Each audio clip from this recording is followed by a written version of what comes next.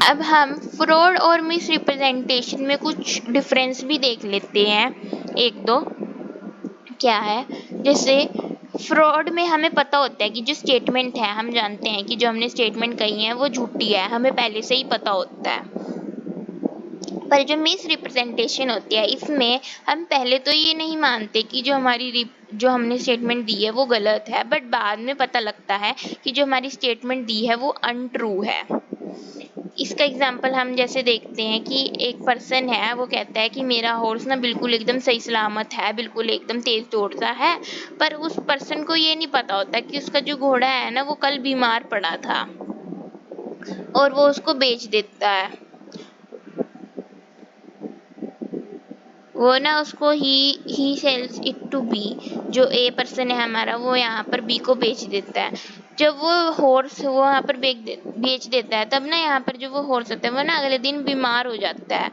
अब उसको जो जिसने बेचा था उसको तो ये पता नहीं होता कि उसका घोड़ा ऐसे एकदम बीमार हो जाएगा। तो यहाँ पर जिस वजह से वो यहाँ पर बीमार हो गया, तो अगले दिन तो यहाँ पर उसे खुद भी नहीं पता था कि जो उसका हॉर्स है वो बीमार हो जाएगा ऐसे। वो जानता नहीं था, उसको पता नहीं था, उसकी जानकारी नहीं थी यहाँ पर कि वो ऐसे बीमार हो जाएगा अगले दिन फिर से। तो जिस वजह से यहाँ पर जो कॉन्ट्रैक्ट था यहाँ पर वो वॉइड हो गया, क्योंकि यहाँ पर जो मिस रिप्रेजेंटेशन थी वो आई, क्योंकि उसे खुद नहीं पता था। और यहाँ पर उसने कोई फ्रॉड का उसने इंटेंशनली तो किया नहीं था, क्योंकि वो खुद नहीं जानता था कि ऐसा ऐसा हो सकता है।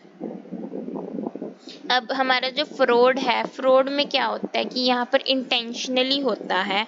जो चीज़ की जाती है हमारे मन में, हमने दिमाग में अपने सोच रखा होता है कि हम उस पर्सन के साथ फ्रॉड करेंगे, हम उस पर्सन के साथ फ्रॉड करेंगे, ऐसी ऐसी चीज़। अब फ्रॉड में कोई डिफेंस हम अवेल नहीं कर सकते। अब मिस रिप्रेजेंटेशन में हमारे पास डिफेंस अवेलेबल होता है। हम यहाँ पर कह सकते हैं कि हमारी इनोसेंटली हमने ये जो स्टेटमेंट पास करी थी, ये हमारी स्टेटमेंट इनोसेंटली थी, जिस वजह से यहाँ पर कोर्ट रिलीव करता है कि आप मिस रिप्रेजेंटेशन में डिफेंस का इस्तेमाल कर सकते हैं, पर फ्रॉड में आप बिल्कुल भी डिफेंस का इस्तेमाल नहीं कर सकते। तो हमारी ये जो चारों चीज़ें हैं ये कंप्लीट हो चुकी हैं। अब जो हमारे सेक्शन 19 है एक्ट का, वो ये कहता है कि ये जिसमें ये चारों चीज़ें आएंगी, coercion, and influence, fraud, misrepresentation, जिसमें भी ये चारों चीज़ें आएंगी, वो एग्रीमेंट हमारा वॉइड हो जाएगा, मतलब उसकी कोई वैल्यू नहीं रहेगी, वो नल हो जाएगा। ये हमारा सेक्शन 19 कहता है। नेक्स्ट है हमारा मिस्टेक।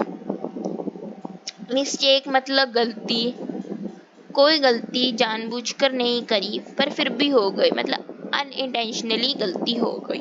अब मिस्टेक हमारे जो बेयर एक्ट है इंडियन कॉन्ट्रैक्ट एक्ट में, वहाँ पर बेयर एक्ट में हमें मिस्टेक के बारे में कुछ ऐसे मतलब कुछ डिफाइन नहीं कर रखा। हमारा जो सेक्शन 20 है उसके अंदर बाइलेटरल मिस्टेक बता रखी है, और जो हमारा सेक्शन 21 है उसके अंदर मिस्टेक ऑफ लॉ बता रखी है, और जो सेक्शन 22 है उसके अंदर हमारा यूनिलेटरल मिस्टेक बता रखी है। मिस्टेक को ऐसे उन्होंने कुछ डिफाइन नहीं किया है, बट उन्होंने ये बता रखा है कि मिस्टेक दो टाइप्स की हो सकती है, एक मिस्टेक ऑफ फैक्ट हो सकती है, एक मिस्टेक ऑफ लॉ हो सकती है। अब हम देखते हैं कि मिस्टेक ऑफ फैक्ट क्या है। मिस्टेक ऑफ फैक्ट एक ऐसी मिस्टेक होती है जो मटेरियल फैक्ट के ऊपर होती है, मतलब कोई भी कॉन्ट्रैक्ट हो रहा है उसकी जो मेन जड़ है, मतलब मेन कॉज है जिस वजह से वो कॉन्ट्रैक्ट हो रहा है। जैसे एक हाउस है, हाउस यहाँ पर एक मटेरियल फैक्ट है उस कॉन्ट्रैक्ट का, क्योंकि हाउस की वजह से यहाँ पर कॉन्ट्रैक्ट हो रहा है। अब हॉर्स है, हॉर्स यहाँ पर एक मटेरियल फैक्ट है उसका, अगर उसमें कोई मिस्टेक होती है तब हम उसको बोलते हैं मिस्टेक ऑफ फैक्ट। अब mistake of law, mistake of law हमें ये कहता है कि जो हमारे इस देश का, इस इंडिया का कोई भी पर्सन है, उसको उसकी कंट्री के लॉ के बारे में प्रॉपर नॉलेज होनी चाहिए। अब यहाँ पर वह एक्सक्यूज नहीं दे सकता कि उसे पता ही नहीं था। अब जैसे यहाँ पर एग्जांपल है, कोई पर्सन है वो हेलमेट लगाकर यहाँ पर ड्राइव मतलब जो वो बाइक होती है वो ड्राइव नहीं कर रहा होता। अब यहाँ पर जो वो पर्सन है यहाँ पर वैसे नहीं बोल सकता कि मुझे पता ही नहीं था, क्योंकि यहाँ पर एक्सक्यूज नहीं है हमारे लॉ को, हम अपने लॉ को इग्नोर नहीं कर सकते। यहाँ पर वो पर्सन नहीं कह सकता कि मुझे पता ही नहीं था कि भी हमारे इंडिया में ऐसे हेलमेट भी लगाते हैं, तो यहाँ पर वो बिल्कुल नहीं ऐसे बोल सकता, क्योंकि हम यहाँ पर लॉ को बिल्कुल भी इग्नोर नहीं कर सकते, जिसके ऊपर बेस्ड हमारी एक मैक्सिम भी है, इग्नोरेशिया जूरिस नॉन एक्सुकेट, मतलब इग्नोर नहीं कर सकते हम हमारे लॉ को। हमारे कंट्री का जो हमारा लॉ है हम उसको इग्नोर बिल्कुल भी नहीं कर सकते। Ignorance of law is no excuse. अब इसके अंदर हमने देखा, अब mistake of law to as a country as a foreign law. अब हमारे पास दो लॉज हो सकते हैं, एक अपनी ही कंट्री का और एक बाहर की कंट्रीज का, जैसे यूएस का, यूरोप का, कोई भी और जैसे कंट्रीज है उनका। अब यहाँ पर हम ये कह सकते हैं कि हमें चलो फॉरिजन लॉ के बारे में नॉलेज नहीं है, तो यहाँ पर हम मान सकते हैं कि चलो ये वैलिड है कि हर किसी कंट्री के लॉ को आप नहीं जान सकते, ये एक्सक्यूज हो जाता है, ये खत्म हो जाता है कि हम मान लेंगे कि आपको नॉलेज नहीं है, पर आपको अपने देश के लॉ के बारे में नॉलेज होना ज़रूरी है। यही हमारा मेन बात है जिसको हम इग्नोर नहीं कर सकते। अब इसमें हमारा ये लिख रखा है कि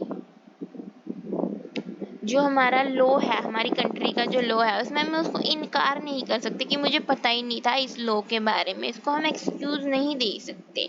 अब हमारे यहाँ पर कोई भी मिस्टेक हो जाती है, मतलब किसी पर्सन से लॉ के उस पे, तो यहाँ पर वो बिल्कुल भी वैलिड होगी, मतलब यहाँ पर उससे यहाँ पर माना जाएगा कि वैलिड है, यहाँ पर वो उसने गलती करी है, यहाँ पर उस गलती के लिए उसको लाइबल यहाँ पर किया जाएगा, क्योंकि उसने उस लॉ पर, हमारे इंडिया का जो लॉ है उसने यहाँ पर उस लॉ का वॉयलेशन किया है या उस लॉ को उसने पालन नहीं किया है, तो यहाँ पर उस पर्सन की गलती मानी जाएगी, उसको वैलिड किया जाएगा यहाँ पर।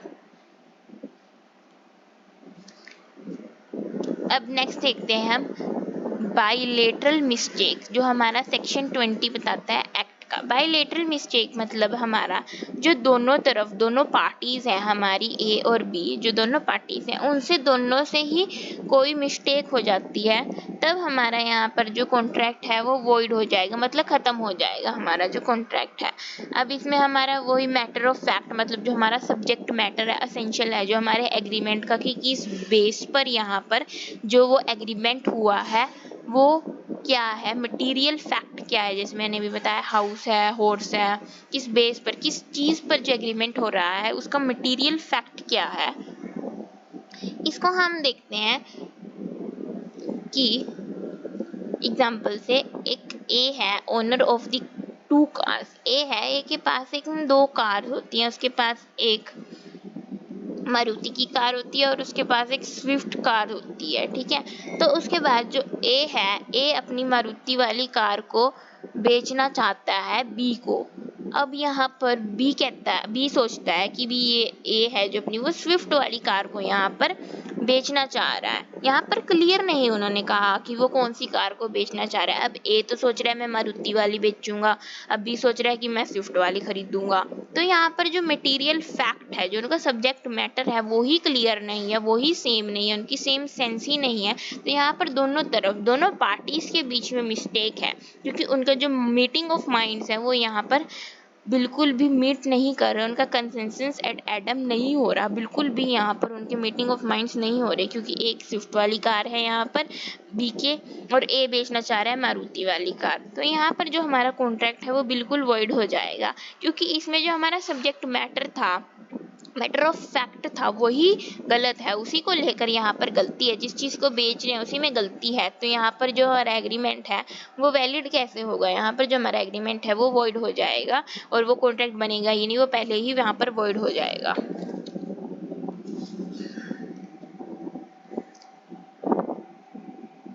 अब जो नेक्स्ट हम देखते हैं एग्जाम्पल, हम इसको एक केस लॉ समझते हैं, बिकासिन वर्सेस विल्सन। अब यहाँ पर जो है ए बोलता है कि जो उसके पास ना लैंड है, उसमें लैंड है उसके पास, ऐसी लैंड है जहाँ पर 2000 शीप्स आराम से आ सकती हैं, और वो बी कहता है कि अच्छा ठीक है, मैं तुम्हारा ये लैंड खरीद, मतलब उनके बीच में ना लैंड के ऊपर एक कॉन्ट्रैक्ट बनता है कि ये लैंड है मेरा इतने 2000 शीप्स को। वो अप्रोक्सीमेटली बताते हैं यहाँ पे, वो क्लियरली नहीं बताता, एस्टिमेट कह के बताता है यहाँ पर कि एस्टिमेटली यहाँ पर 2000 शीप्स आ जाएंगी। और जब वो बी है वो उस लैंड को खरीद लेता है और फाइंड, मतलब बाद में वो फाइंड करता है बाद में कि यहाँ पर 2000 से तो बहुत ही कम शीप्स आ रही हैं, और यहाँ पर जो वो कॉन्ट्रैक्ट है वो उसको यहाँ पर वो कैंसिल करना चाहता है। बट यहाँ पर कोर्ट कहता है कि जो ये मिस्टेक है, ये मिस्टेक ऑफ फैक्ट है यहाँ पर, मतलब कि जो ये चीज़ है, ये लैंड के ऊपर जो हमारा मटेरियल है, जो हमारे जिसके ऊपर कॉन्ट्रैक्ट है वो लैंड है, यहाँ पर एक जो ये मिस्टेक है ये उस लैंड के ऊपर है। और यहाँ पर ये भी कह सकते हैं कि यहाँ पर ए ने बोला था कि उसने एस्टिमेट करा है, यहाँ पर ए ने उस लैंड को कभी इस्तेमाल नहीं करा, वहाँ पर ऐसे 2000 शीप्स को कभी यहाँ पर ऐसे डाल के नहीं देखा। तो यहाँ पर जो मिस्टेक थी वो यहाँ पर मटेरियल ऑफ फैक्ट थी, मतलब जो लैंड की थी, यहाँ पर ए ने उस लैंड को कभी ऐसे इस्तेमाल नहीं किया कि यहाँ पर 2000 शीप आएंगी या नहीं आएंगी। अब यहाँ पर जो कोर्ट कहता है कि बी को कि तुम्हें यहाँ पर पहले चेक करना चाहिए था कि यहाँ पर 2000 शीप्स आएंगी या नहीं आएंगी, क्योंकि यहाँ पर ए ने एस्टिमेटेडली कहा था कि यहाँ पर शायद आ सकते, उसने पूरा पक्का श्योर नहीं कहा था, उसने एस्टिमेट अमाउंट बताई थी। तो यहाँ पर जो कोर्ट ने कहा है कि वो कहा है कि तुम्हें पहले यहाँ पर चेक करना पड़ेगा, चेक करना चाहिए था इस लैंड को खरीदने से पहले कि यहाँ पर 2000 शिप्स आ रही हैं या नहीं आ रही है। यहाँ पर एक ही कोई भी गलती नहीं है, क्योंकि उसने एस्टिमेटेडली कहा है और उसने कभी लैंड को ऐसे 2000 शिप्स में भरकर भी नहीं देखा कभी उसने। तो यहाँ पर जो सारी गलती है वो यहाँ पर बी की कही गई है, क्योंकि उसने चेक नहीं किया। नेक्स्ट है हमारा यूनिलेटरल मिस्टेक, मतलब दो पार्टीज में से सिर्फ एक पार्टी है जिसने मिस्टेक करी है, जो हमारा कॉन्ट्रैक्ट है फिर वो वैलिड हो जाएगा। अब यहाँ पर आप किसी पर्सन के रॉन्ग का बेनिफिट तो ले नहीं सकते कि एक पर्सन ने गलती कर दी किसी चीज में, तब उसका भुगतान दूसरी पार्टी क्यों सहे, उस कॉन्ट्रैक्ट को तो फिर भी वो वैलिड मानेंगे। जिसको हम केस लॉ से समझते हैं, एक अकेम आहंगाल Singh versus Union of India 1970। अब इसमें क्या होता है, यूनियन ऑफ इंडिया एडवर्टाइज करती है ऑक्शन का कि मतलब यहाँ पर जो सबसे ज़्यादा प्राइस, मतलब ऑक्शन का जो होता है जिसके ज़्यादा खरीदेगा, जो जिसकी ज़्यादा बोनी लगेगी यहाँ पर, वो राइट को ले सकते हैं। तो यहाँ पर फिशरीज का राइट, मतलब मछली पकड़ने का जो राइट होता है उसकी एडवर्टाइजमेंट करते हैं न्यूज़पेपर में और बोलते हैं कि जितना भी राइट पर वो ऑक्शन क्लोज होगा उतने ही अमाउंट उन्हें 3 साल तक देना पड़ेगा। और जो वो पर्सन होता है वो यहाँ पर करता है, जो पर्सन होता है वो ऑक्शन जीत जाता है 40,000 पे, यहाँ पर जो बिट लगती है वो 40,000 की लगती है, और वो सोचता है कि जो ये 40,000 है उसे ये एक टाइम पे करने हैं 3 साल के लिए। पर उसने जो वो न्यूज़पेपर में जो वो चीज़ होती है वो उसने ध्यान से नहीं पढ़ी होती। वहाँ पर न्यूज़पेपर में लिखा होता है कि 3 साल तक 40,000, मतलब जो भी हाईएस्ट बिट लगेगी वो पे करनी होगी। जैसे अब 40,000 तो उसको 40,000 3 साल तक, साल 1 में भी, साल 2 में भी, साल 3 में भी, यहाँ पर उसको तीनों साल 40,000 रुपये यहाँ पर देने पड़ेंगे। पर जिस वजह से अब उसने वो यहाँ पर पढ़ी ही नहीं है। अब यूनियन ऑफ इंडिया की यहाँ पर कोई गलती नहीं है, यहाँ पर गलती है, यहाँ पर गलती है किसकी, उस पर्सन की जिसने यहाँ पर बिट लगाई है, जिसकी 40,000 आई है। उसने सोचा कि यहाँ पर 3 साल के लिए देनी है तो वो दे देता है एक बार, उसको लगता है कि 3 साल के लिए एक बार देनी है तो यहाँ पर दे देता है। फिर अगले साल जब यूनियन ऑफ इंडिया से दोबारा 40,000 मांगती कि बाकी के 2 सालों की, तब वो जो यहाँ पर वो पर्सन होता है वो यूनियन ऑफ इंडिया को स्यू करता है कोर्ट में। और यहाँ पर कोर्ट बोलती है यहाँ पर उनकी कोई भी गलती नहीं है, यूनियन ऑफ इंडिया की, ये गलती तुम्हारी है क्योंकि तुमने न्यूज़पेपर को ध्यान से नहीं पढ़ा। अब यहाँ पर यूनियन ऑफ इंडिया की कोई गलती नहीं है जिससे वो लाइबल नहीं है। तो यहाँ पर सिंगल पार्टी मिस्टेक है। अब एक पार्टी ने यहाँ पर मिस्टेक करी तो उसका भुगतान यूनियन ऑफ इंडिया क्यों सहे, उनकी तो कोई गलती नहीं है, वो क्यों उसको सहन करे। तो यहाँ पर कोर्ट ने ऑर्डर पास किया कि यहाँ पर उनकी बिल्कुल भी गलती नहीं है, यहाँ गलती सिर्फ और सिर्फ तुम्हारी है, जिस वजह से अब तुम्हें 40,000 रुपये उनको देने पड़ेंगे 3 साल तक। यहाँ पर तुम्हारी गलती है, तुम्हें अपनी गलती को ध्यान से देखना चाहिए था, तुम्हें यहाँ पर उस चीज़ को अच्छे से न्यूज़पेपर को पढ़ना चाहिए था, जो कि तुमने नहीं करा। तो इसके साथ हमारा ये जो मिस्टेक है ये क्लियर हो जाता है। जब हमारा मिस्टेक ऑफ सिंगल पार्टी आती है तभी यहाँ पर वो वैलिड होता है। जब बायलेटरल मिस्टेक मतलब दोनों ही पार्टीज के बीच में मतलब दोनों की गलती है, तब वो यहाँ पर वॉइड नहीं होती, क्योंकि जो हमारा कंसेंसस एडम है वो मीटिंग ऑफ माइंड नहीं होती। जब हमारा मिस्टेक ऑफ लॉ होता है, जब हम किसी लॉ को वायलेशन करते हैं, तब भी यहाँ पर उस पर्सन को वैलिड माना जाता है कि तुमने यहाँ पर गलती करी है, तुम इसका भरपान करो, क्योंकि तुम ऐसे नहीं कह सकते कि तुम इस लॉ के बारे में नहीं जानते थे, क्योंकि अपनी कंट्री का लॉ सबको पता होना चाहिए। तो यहाँ पर मिस्टेक के ये जो सेक्शन 22, 21, 20 जो है हमने यहाँ पर देख लिए हैं।